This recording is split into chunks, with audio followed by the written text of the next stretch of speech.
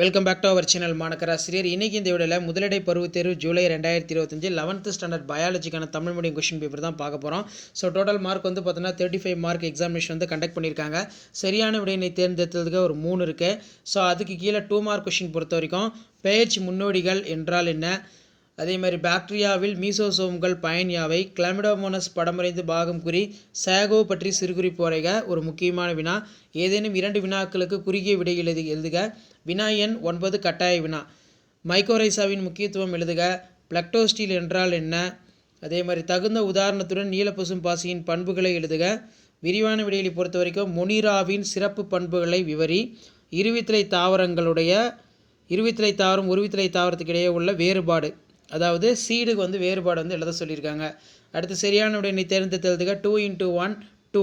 இதில் ஒரு பண்புகளின் தரத்தை பெற்ற உயிரி குழு. அதே மாதிரி பயன் தரும் பாக்டீரியாவை நோயூக்கி பாக்டீரியாவிலிருந்து வேறுபடுத்துக.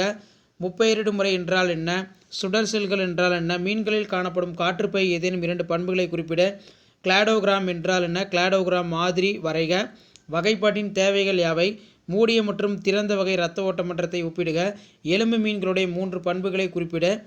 அதுக்கு கீழே பார்த்தீங்கன்னா நவீன மூலக்கூறு கருவிகளை கொண்டு விலங்குகளை அடையாளம் கண்டு வகைப்படுத்தலாமா, முதுகு நாணுடவை மற்றும் முதுகு நாணுற்ற விலங்குகள் பண்புகளை ஒப்பிடுக.